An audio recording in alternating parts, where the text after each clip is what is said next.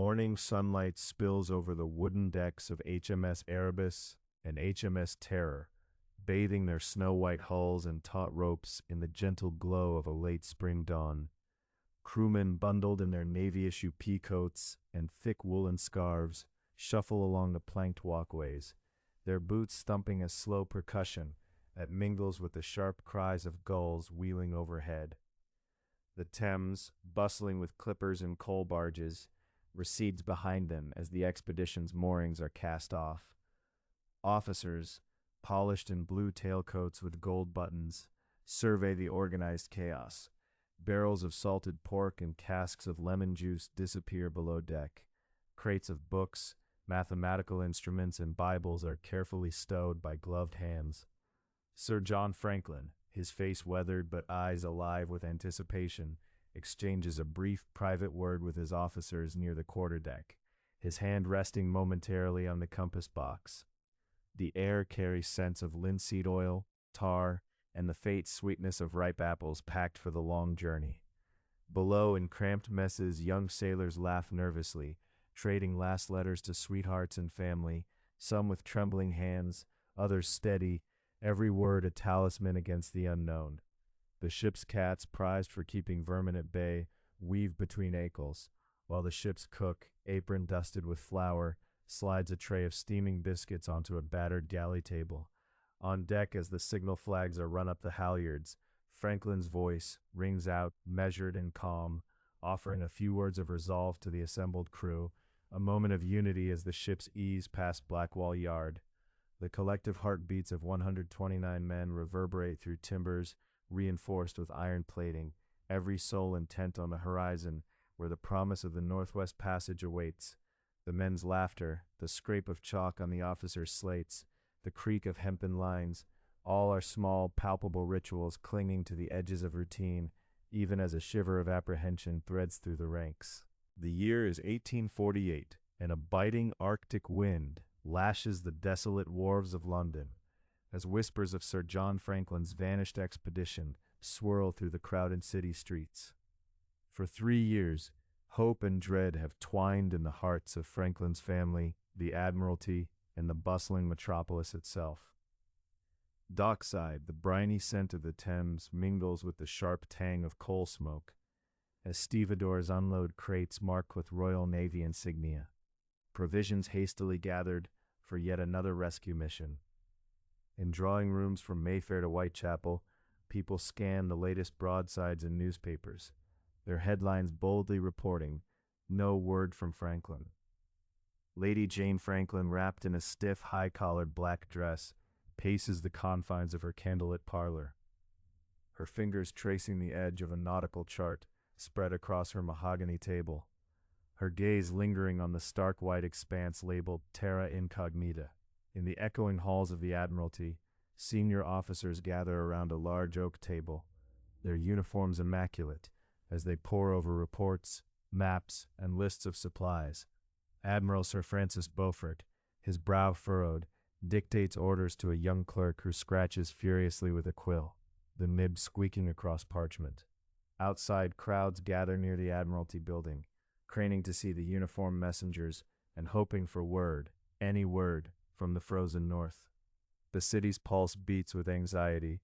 Merchants tally lost investments in Franklin's ships, Erebus and Terror, while families of the 129 missing men hold vigil, clutching daguerreotypes of loved ones. Inside the cramped offices of Fleet Street, printers set tight by hand for the latest edition, the clatter of the press underscoring the rising tension. In the smoky taprooms along the river, sailors debate the fate of the expedition, some insisting the men must still be alive, eking out an existence on seal meat and pemmican, others grimly shaking their heads. The search for Franklin has become more than a private sorrow, it is a public ordeal, with the city's mood darkening as each month passes with no sign from the icebound north. Pigeons scatter above St. Paul's as newsboys call out, voices sharp and urgent, their stacks of newsprint dwindling as citizens snatch up every copy, seeking some glimmer of news amid the growing silence left by the lost expedition. Within the narrow confines of Erebus's lower deck, the lantern glow flickered against riveted iron plates, and the neat grid of sailors' hammocks swaying gently with the eternal icy swell. Here, in the months after the expedition's departure from Green Hive, a persistent routine unfolded. Sailors in thick woolen jerseys scrubbed the planked floors with sand and seawater, all under the sharp eye of Lieutenant Fairholm, who kept the men busy stowing dried peas and salted beef into barrels, their contents carefully tallied in logbooks with ink-stained fingers. The air was heavy with the mingled scents of tar, lamp oil, and the faint tang of vinegar, which the ship's surgeon, Dr. Stanley, sprinkled around to ward off scurvy. Meanwhile, the mess table was a place of both camaraderie and monotony, where men carved initials into the wood between mouthfuls of hardtack, and midshipmen rehearsed celestial navigation with battered sextants under the supervision of Commander Fitzjames. Overhead, the muted thud of boots and the clatter of the capstan as the anchor was weighed signaled another day's journey further into the unknown. In the officers' quarters, lined with shelves of books ranging from classical Greek to recent explorations, Sir John Franklin pored over charts by candlelight, his writing desk crowded with compasses, journals, and a battered tin of preserved soup. Each cabin was a world apart. Lieutenant Gore sharpened his hunting knife, hopeful for another polar bear encounter, while Steward John Hepburn mended thick mittens by the dwindling warmth of a small iron stove. The daily rituals were as measured as the ticking of the ship's chronometer, bells marking the change of watch, the bosun's calls echoing through the cramped passageways. Below deck, the Marines drilled with muskets in the gunroom, their red coats bright against the gloom, and the ship's carpenter carefully checked the hull for leaks, tapping at the caulking with a mallet. Through it all, the hum of activity was underscored by the persistent groan of timbers frozen into the ever-thickening ice, a sound so constant it receded into the background, yet ever present, a reminder that Erebus and Terror were not just ships, they were temporary homes, floating islands of British order and hope, pressed deep into the Arctic night. The ice closed in early that September of 1846, the ship's timbers groaning as the pressure of the pack squeezed the hulls of Erebus and Terror. The two vessels, battered by seasons of failed attempts to pry their way through Lancaster Sound and Peel Strait, were seized by the relentless Arctic. On board, officers and men of the Franklin expedition found themselves stranded, the frozen channels extending in every direction, a prison of glaring white and blue. Captain Francis Crozier and the officers pored over charts in the dimly lit great cabin, the flicker of whale oil lamps throwing shadows across the inked lines and penciled notes, while the rest of the crew busied themselves with daily routines, chipping ice from the decks, reinforcing the rigging, and rationing dwindling stores. But as the frost crept in, so did an unspoken realization: escape by ship was no longer possible. The initial hope of a thaw in spring faded with each passing week as provisions declined and scurvy spread. In the cramped, frost-encrusted living quarters, the men patched worn uniforms, personal effects scattered around them, letters from home, scraps of journals, the detritus of ordinary lives now wedded to the extraordinary. The faint clang of metal as the cook prepared another meal of preserved meat mingled with the coughs of those already weakened.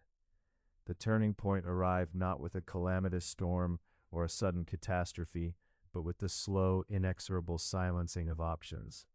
On April 22, 1848, a party led by Crozier and James Fitzjames prepared to abandon the ships, loading sledges with the heaviest burdens they could manage: preserved food tins, muskets, compasses, and a boat perched atop runners.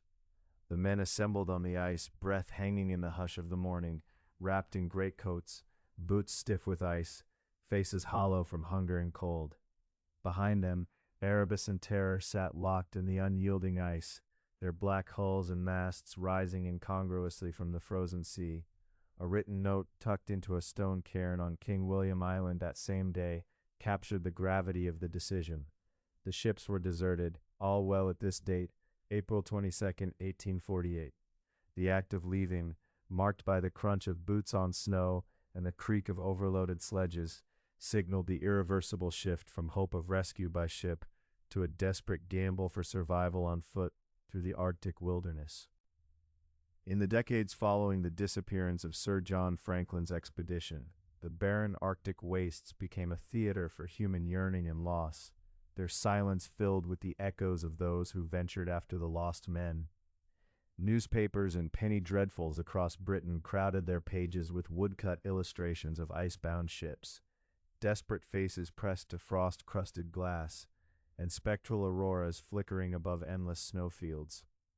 The wives and families of the vanished officers, most notably Lady Jane Franklin, transformed their parlors into nerve centers of advocacy, unfurling great hand-drawn maps over rosewood tables, tracing imagined routes and hypothesizing ice-choked bottlenecks. In dusty London archives, clerks pored over logs and manifests, cataloging every biscuit ration and tinned meat shipment, searching for clues in the minutiae.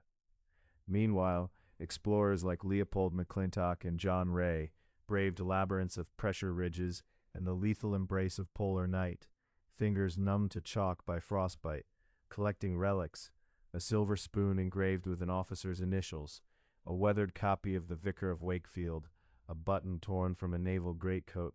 These artifacts, displayed later in glass cases at the Royal Naval Museum, drew crowds who peered at them as if they might yield secrets, while Inuit witnesses recounted to linguistically struggling interpreters stories of starving white men dragging sledges over the ice, and makeshift tents, stitched from sailcloth flapping in the Arctic wind. The very landscape of King William Island and the Boothia Peninsula became mapped with the memory of the expedition, not just in charts, but in the caches of tin cans, cairns stuffed with hastily penned notes, and bone fragments bleached by the endless daylight. Schoolchildren recited tales of heroism and disaster. Poets composed elegies to men lost beyond the reach of empire.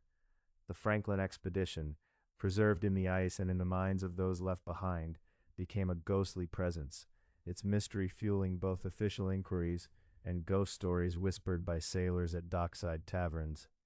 The amalgam of tangible objects, remembered voices, and landscape haunted by human endeavor ensured that the lost men of 1845 would inhabit a space not only in the frozen north, but in the living memory of an anxious and fascinated public.